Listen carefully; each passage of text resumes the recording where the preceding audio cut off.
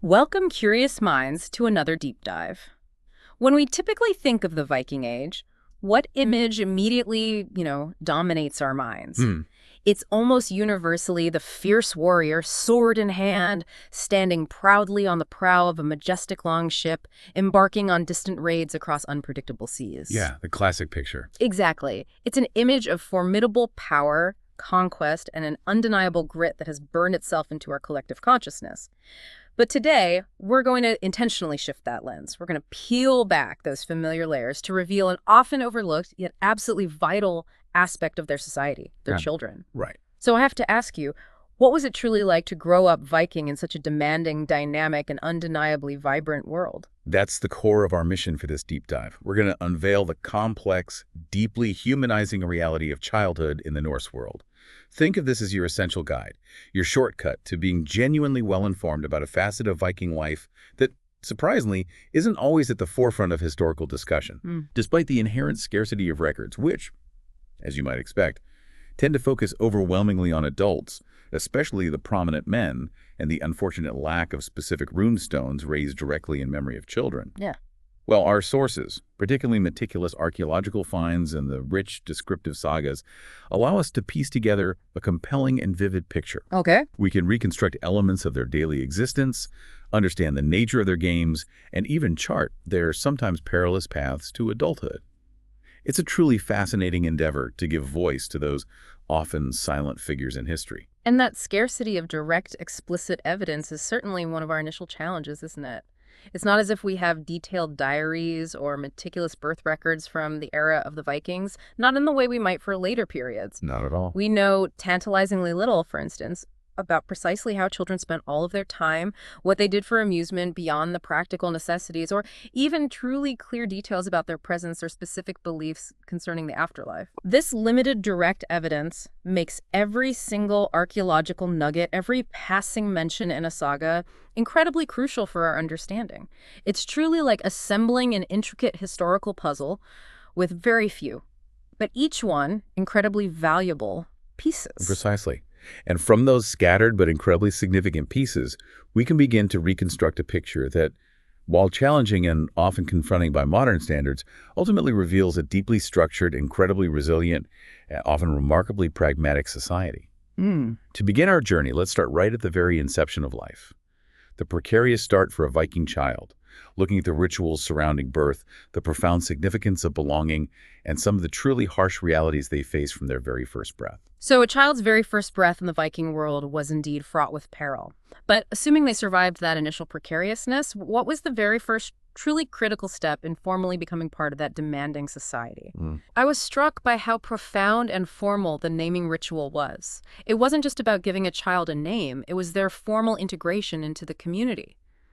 The Fosterage law, a foundational legal text from medieval Norway, didn't just mention this. It emphasized the critical legal and social necessity of paternity. What did that entail? It's a fascinating insight into their legal and social structure.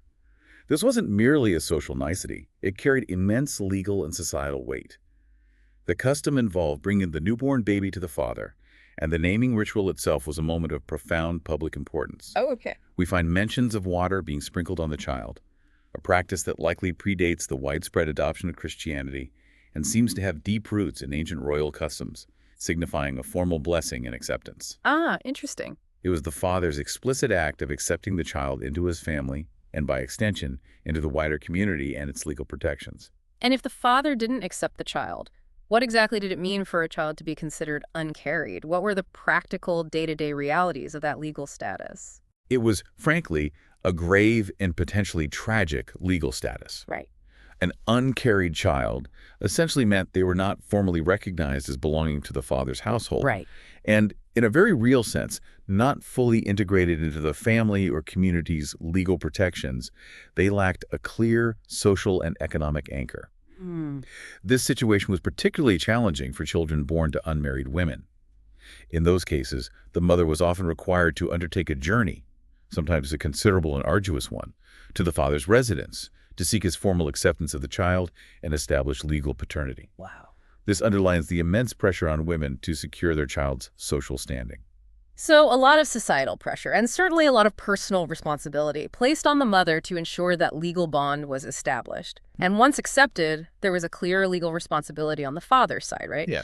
To care for the child until they reach 16 years of age. That sounds like a long-term commitment. That's absolutely correct. But the law did include a specific limitation. Mm. To prevent potential exploitation or undue burden on a man's extended family, his relatives were only legally obligated to support his first two illegitimate children. Well, really, just the first two. Just the first two, according to that law. This detail truly highlights that, especially during the pagan period, the economic responsibility and the clear identification of the father were paramount. It wasn't just about bloodline or lineage. It was about precisely who was financially and socially accountable for this new life entering the world.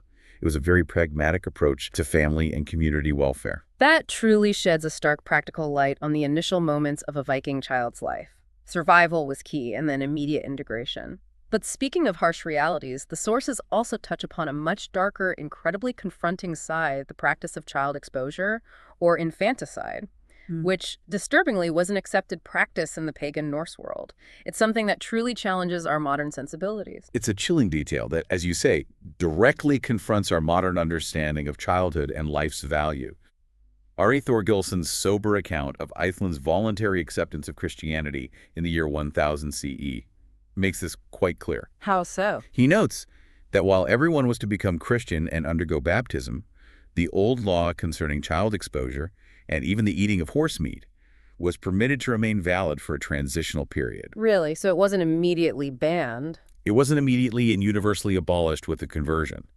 This speaks volumes about the deep-seated nature of these practices and the pragmatic compromises made during the cultural shift. Wow. So even with the embrace of Christianity, some deeply ingrained pagan practices were still stubbornly, if temporarily, upheld, particularly when it came to life and death decisions for the most vulnerable. Exactly. When did that finally change for child exposure? Was there a definitive end? It was eventually abolished by the 12th century Grey Goose Laws, or Gragas, which was the comprehensive law code of the Icelandic Commonwealth. Okay, the Gragas. These laws specifically extended protections even to children born with deformities, marking a significant societal shift. However, it's worth noting that even King Olaf's Christian law in Norway, formulated in the early 11th century, which explicitly sought to end pagan practices like infanticide, well, it wasn't universally applied without exception. Some versions, like the Gulathing law, which governed Western Norway, still provided very specific leeway regarding deformed infants. And this is where it gets particularly unsettling, because the Gulathing law actually specified almost clinical conditions for the exposure of children with serious physical deformities, didn't it? It did. Terms like reversed facial features or misplaced limbs, which they termed cetus retroversus, that's a truly stark detail. Yes, that's exactly right. The law stipulated that such children deemed too deformed to be raised within the community should be brought to a church, converted, and then left to die. Just left there. Yeah. This detail is incredibly stark and difficult to reconcile with modern ethics. However, it's crucial to understand the context. While it was accepted in certain extreme circumstances, this explicit allowance doesn't imply it was a widespread or common practice. Okay, that's important context. It speaks more to the extreme challenges of survival in that era, the limited medical knowledge, and the different ethical frameworks that prioritize the community's survival and resources over individual life deemed unviable.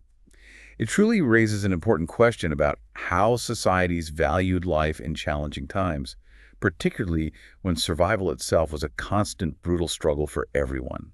It forces us to confront uncomfortable truths about their worldview. It certainly does. A brutal practicality often dictated by the harsh realities of survival. And if that isn't confronting enough, the sources also mention archaeological evidence suggesting child sacrifices in pre-Christian Norse rituals. This adds yet another layer of understanding to the precariousness of Viking childhood. Indeed. This is another somber aspect of the archaeological record. Excavations at places like Trelleborg, a massive ring fortress in Denmark, have uncovered sacrificial wells. Sacrificial wells? Yes, containing the skeletal remains of children, placed chillingly alongside animal bones and various ritual objects. Oh my goodness. Similar, though often less explicit, findings have emerged from other significant sites like Ligdisse, another large settlement and cult site. The likely purpose of these sacrifices, as interpreted by scholars, was to appease the gods, ensuring agricultural prosperity, successful harvests, or perhaps even military victories. Wow. It speaks to a profound, and to us, terrifying level of belief and devotion. It's a stark reminder of the depth of their belief systems and the lengths they might go to in seeking divine favor, often with truly devastating human cost.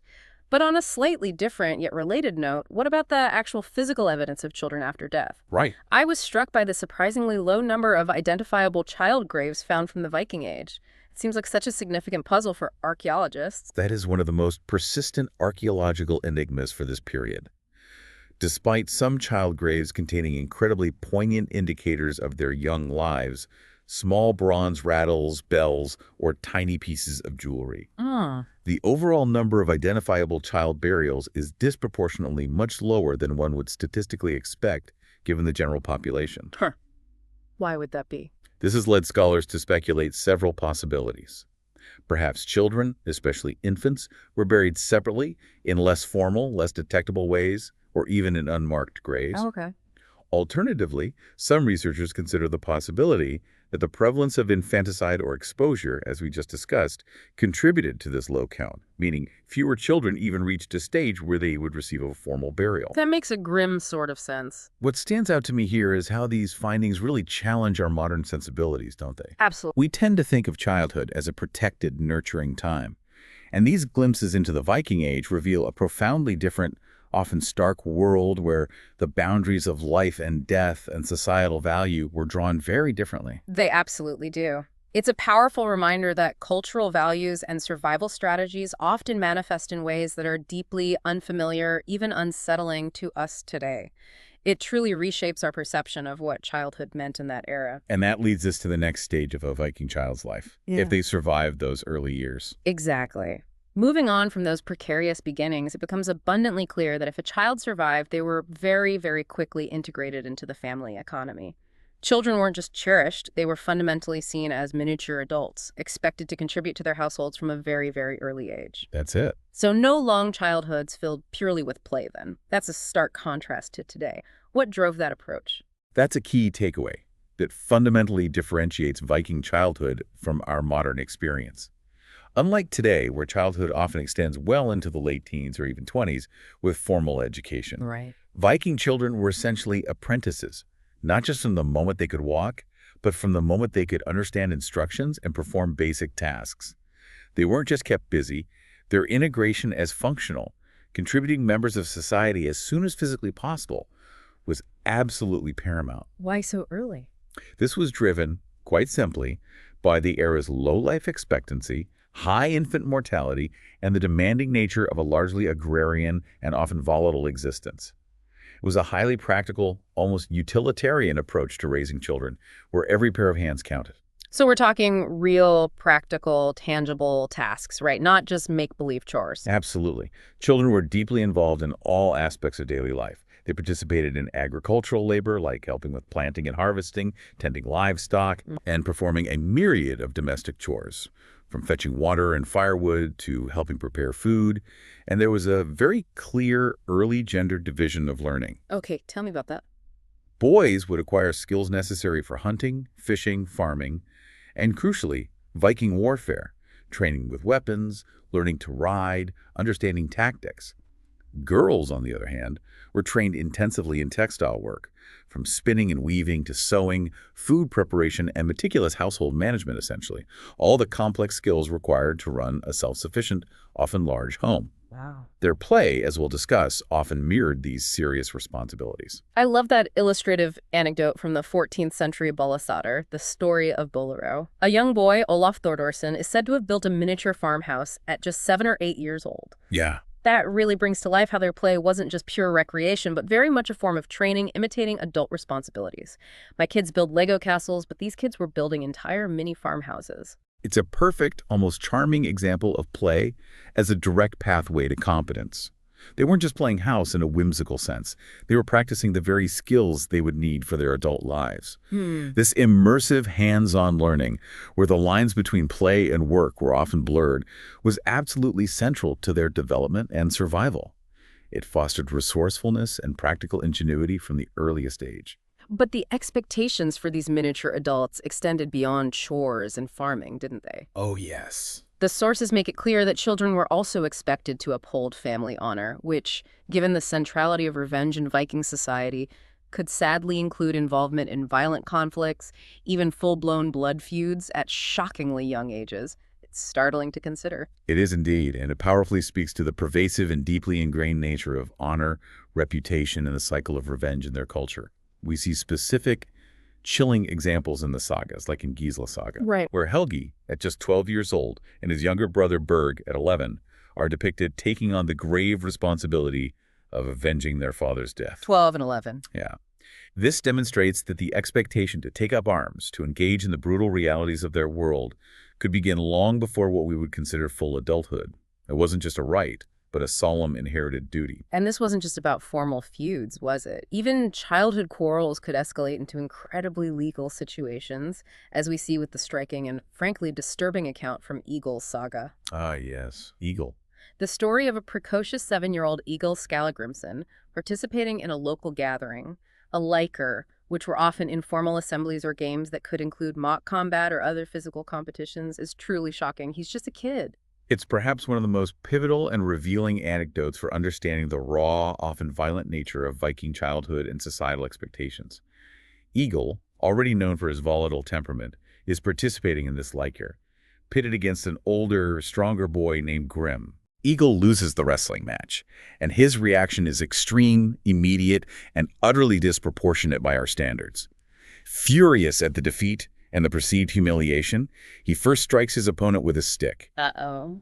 Then, when Grim retaliates by taking the stick, Egil's rage escalates further. He seeks out an older friend, Atli, who hands him an axe. An axe? And without hesitation, this 7-year-old Egil raises the axe and kills Grim. Well, kills him at 7. Kills him dead. It's a moment that sends shivers down your spine. And that wasn't even the end of it, was it? That one act of violence by a child spiraled into a full-fledged bloody fight among the adults. That's right. Resulting in the deaths of 7 men. That's just wild, the ripple effect of a child's rage. What's truly fascinating and deeply disturbing, here is how this anecdote vividly illustrates the broader picture of Viking societal values. It shows how childhood quarrels in a society where honor and personal slights were taken with such deadly seriousness could indeed escalate almost instantly into serious conflicts with grave consequences for entire families. From a remarkably young age, children were seemingly expected to react decisively and often violently to perceived personal affronts or challenges to their nascent honor. Wow. This raises a crucial question about the role of aggression and the ingrained concept of honor in shaping childhood development within that specific demanding cultural context. It wasn't about mediating. It was about an immediate, decisive, and often brutal response. Right. It really challenges our modern understanding of childhood discipline and emotional development. It paints a very different picture of childhood expectations than we might typically imagine. So while they learned practical skills through play and early work and were expected to defend family honor, what about their formal learning? Yes. It's clear that formal schooling, as we understand it from, say, medieval monasteries, just didn't exist in the Viking Age. Yeah. Their education was primarily practical and oral. Precisely. Education in the Old Norse world was a fundamentally different beast. There wasn't a curriculum, no schoolhouses, no professional teachers in the modern sense. Instead, boys and girls learned the skills absolutely relevant to their future roles through direct observation, constant imitation, and hands-on experience within the household and the wider community. Okay. For instance, sons of chieftains, or aspiring warriors, received specialized training in combat techniques, legal matters which were incredibly complex and vital for justice and property, and leadership skills necessary for managing people and resources. Uh-huh.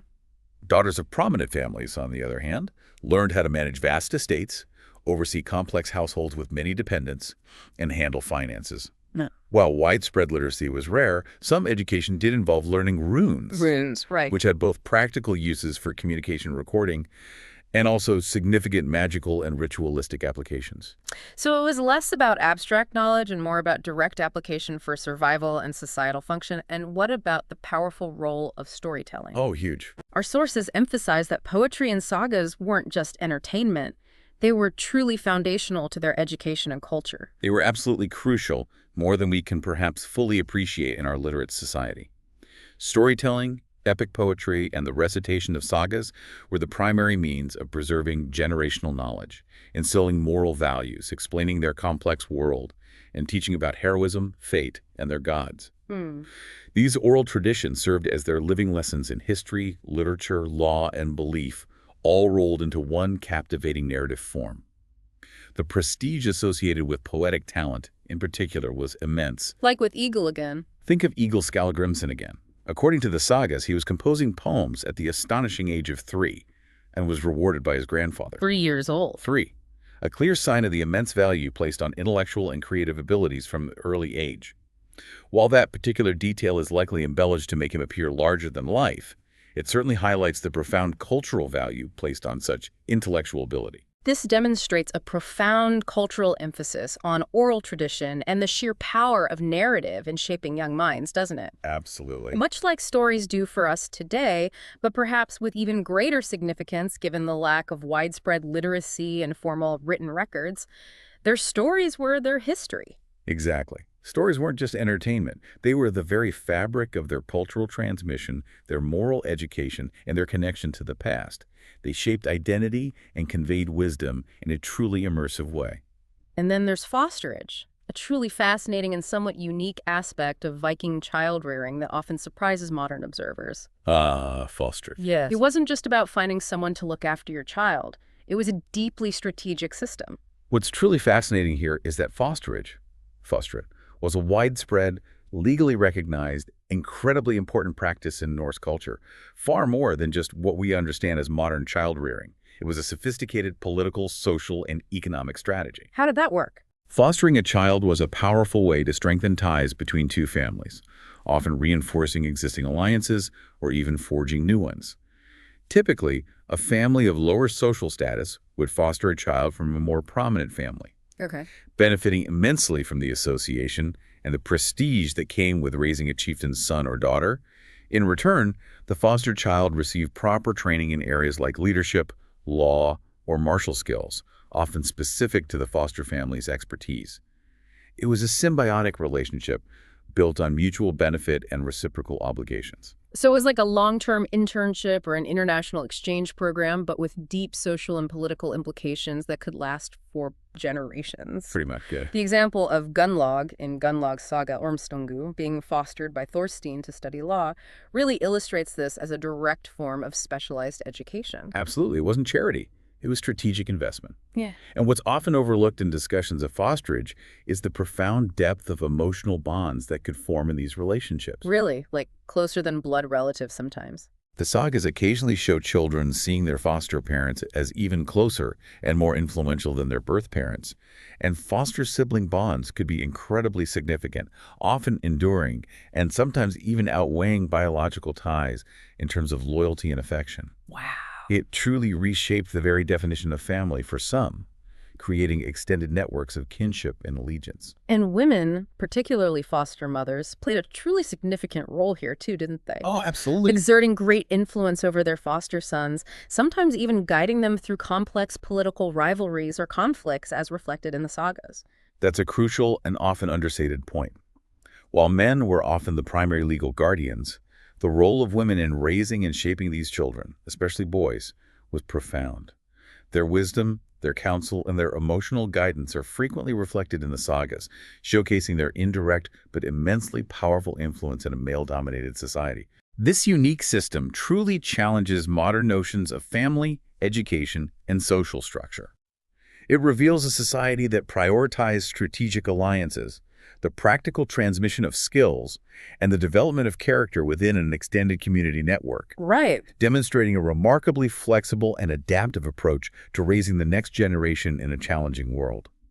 It makes you wonder how many modern societal challenges might be solved with such interconnected, community-based approaches. That truly raises an important question about how different societies define family and education, prioritizing practical competence.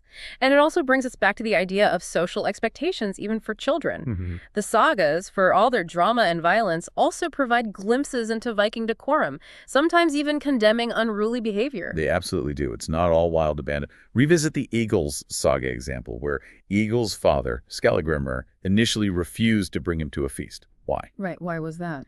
Because he believed the boy was simply incapable of behaving properly, of maintaining appropriate decorum in a formal social setting. Ah. This highlights that even children were held to clear expectations of social conduct, especially in public and social gatherings.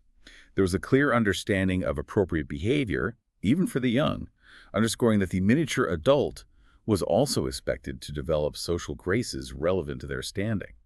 So, even with all the talk of miniature adults and early responsibilities, there was still room for play. Definitely. The sources are filled with compelling archaeological findings of artifacts believed to be toys from various settlement sites and children's graves, like those in Birka in Sweden, Lindholm Hege in Denmark, the Shetland Islands, and right in the heart of Dublin. Yep.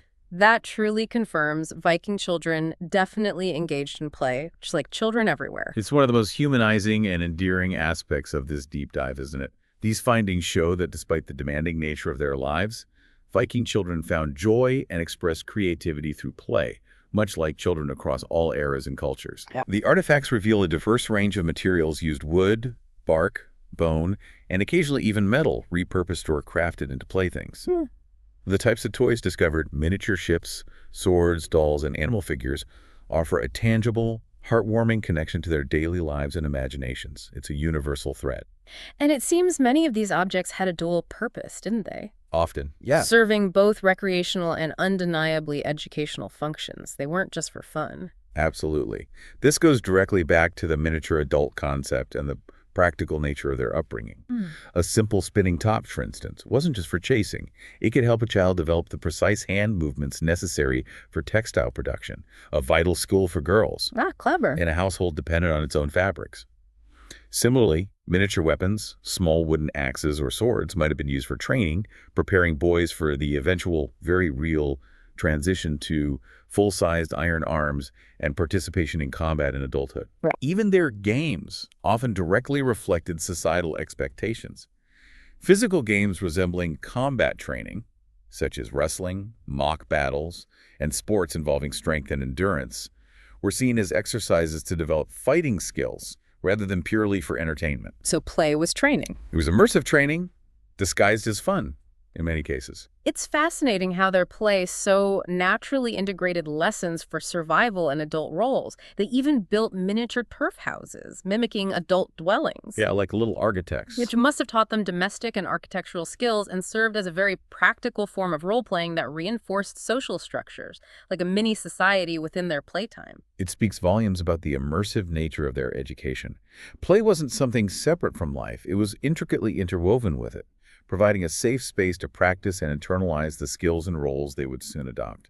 It fostered both creativity and crucial competence. Let's talk about some of the specific toys that have been unearthed. I found the rare literary reference from Viking saga really interesting, where a child gives another a small bronze horse, a Messingahester, as a toy. And a similar one was reportedly found at Singvellir in Iceland, though it's now unfortunately lost to time. The bronze horse is a wonderful example of these specific, often treasured items that hint at a more personal side of childhood. And indeed, wooden horses appear to have been among the most common Viking Age toys overall. Wooden horses. Yeah, numerous examples unearthed in various significant sites like Dublin, Trondheim, Staraya Ladoga in Russia, and even the remote Faroe Islands. Sometimes they were even ingeniously repurposed from other zoomorphic or anthropomorphic objects, highlighting the Viking era's characteristic resourcefulness and unwillingness to waste. And there was that recent discovery in Iceland, wasn't there? A small stone figurine whose identity is still a bit of a delightful mystery, Oh, yes. with experts debating whether it represents a bear, a pig, a dog, or a wild boar, with the boar currently being the best contender. It's cool how even these little archaeological finds spark so much academic discussion and public interest. It truly is. These small artifacts are not just objects, they're little windows into their world, sparking our imagination. And of course, board games were also incredibly popular, not just for children, but across all age groups. Right, like Fall, maybe? Possibly variations of that, yeah. Game pieces are frequently found in Viking graves, suggesting their value even in the afterlife, and some boards resemble modern games like Fox and Geese. Rune stones even depict men playing similar games, indicating their widespread appeal and a shared cultural pastime that transcended age. And considering the seafaring nature of Vikings, it's absolutely no surprise that small wooden boats have been recovered from sites like Dublin and Trondheim. Hmm. The Dublin example is particularly intriguing, adorned with diagonal incisions that some interpret as serpents, while the Trondheim boat clearly resembles a merchant ship. Like a little cargo vessel. Perhaps a child's dream of grand voyages. These miniature boats are often interpreted primarily as toys, igniting the imaginations of young, aspiring sailors. However, it's also entirely possible that some may have served as scale models for shipbuilding, Oh, interesting. further blurring that line between play and practical training, allowing future shipwrights or navigators to visualize and understand the mechanics of their most vital vessels.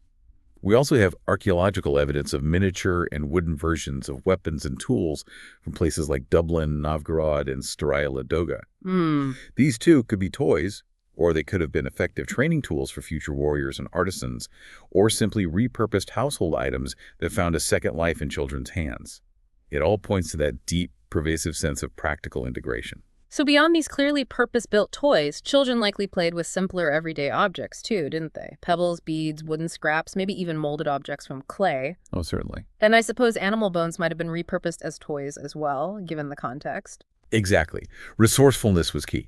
And archaeological evidence further reveals miniature versions of household items crafted specifically for children, reflecting everyday Viking objects, but scaled down for small hands. Like what? For instance, a beautifully finely crafted small stone lamp found in Fetlar in the Shetland Islands directly mirrors full-sized Viking household lamps and could function just as effectively for a child. Wow. Similarly, 15 miniature quern and millstones discovered in Shetland and Trondheim may have been used to teach children the fundamental agricultural skills of grinding grain, right there in their own play area. Amazing detail. This detailed exploration of their toys and games truly humanizes the Viking child, showing us that despite the vast differences in their challenging world, the impulse to play and learn through it is timeless, a universal human experience that connects them to us across the centuries. It's incredible to think about the ingenuity. And finally, let's talk about the transition to adulthood. The sources tell us there wasn't a single, clearly defined coming-of-age ceremony in Old Norse culture, like a specific rite of passage. No, not really one big event. It was more of a gradual journey marked by various milestones. That's right. It wasn't about a single ritualistic moment of transformation, but rather about demonstrating practical competence and assuming responsibility. The transition was largely tied to age and the ability to contribute fully to society. So when were they considered adults? By the age of 16, boys were generally considered adults, ungamen, and were expected to participate fully in all aspects of society. This could include managing land, engaging in long-distance trade, participating in legal assemblies, or, crucially, embarking on Viking expeditions and warfare. And girls? Girls, on the other hand, were considered marriageable by their early teens, often between 12 and 15. 12? That's so young. It is by our standards, yes. Oh. And upon marriage, they are expected to take on the full adult responsibilities of managing a household, bearing children, and overseeing the domestic economy. So gender played a huge defining role in what marked adulthood and the expectations that came with it. For boys, one of the key markers of adulthood was clearly receiving their first weapons. Definitely. And interestingly, wealthy mothers often played a substantial, almost ceremonial part in this transition. They absolutely did. Hmm. These wealthy mothers might take immense pride and active steps in outfitting their sons with their first armor, sharp swords, and if they were of particularly high status, even commissioning or acquiring Viking ships for them. A ship from mom. Exactly. Mm-hmm. We see this reflected in Egil's saga, where Egil's formidable mother, Bera, promises to acquire a ship for him once he is of age, emphasizing her role in his transition to becoming a true Viking chieftain. Hmm. For girls, as we said, marriage was often the definitive moment of transition. Once married, Viking Age women were expected to run their own households, manage finances, bear children, and manage the household economy, which was a huge responsibility. That transition for girls must have been incredibly intense psychologically, too. Being sent to live with families they might never have met before, sometimes even with former enemies, must have been a huge shock. It would have been a profound, often intimidating shift. It required immense adaptability, resilience, and a willingness to integrate into an entirely new social and familial structure, sometimes for strategic alliances that transcended personal preference. Yeah. This section truly brings into focus the societal emphasis on practical competence over purely ceremonial rites. It demonstrates how individuals were expected to be fully equipped to survive and thrive in their challenging world upon reaching adulthood. Right. It raises an important question about the role of the individual versus the collective in determining readiness for life's responsibilities, where the needs of the community and the pragmatic demands of survival often superseded individual desires or personal comfort. Their adulthood was earned through lived experience and demonstrated capability. So, to bring this deep dive to a close, it feels like understanding the lives of children in the Viking Age offers such a powerful, deeply humanizing counterpoint to that traditional, almost singular, fierce image of the adult warrior. Absolutely. They weren't just miniature adults or forgotten background figures in the shadows of the longships. They were integral, contributing members of Viking society from their earliest years, profoundly shaped by a unique blend of hardship, incredibly practical education, strong, if sometimes complex, family bonds, and the rich tapestry of Viking culture. Their daily routines, their play that was often training, and their gradual but rigorous passage into adulthood truly reveal a resilient, adaptable, and deeply interconnected community built to endure in a demanding world. It makes you truly wonder, doesn't it? Having journeyed through the intricate world of Viking childhood, where play was often training and responsibility was embraced from the earliest age. What can we, in our modern world, with all our advancements and complexities, learn from their practical, immersive approach to raising children and preparing them for the challenges of life? It's a great question. It's a question that really sticks with you, a profound lesson waiting to be uncovered in our own approach to nurture the next generation. Indeed. Understanding the experiences of Viking youth truly completes our picture of what it meant to live and thrive in the Viking Age, leaving us with a deeper appreciation for their resourceful and deeply connected society.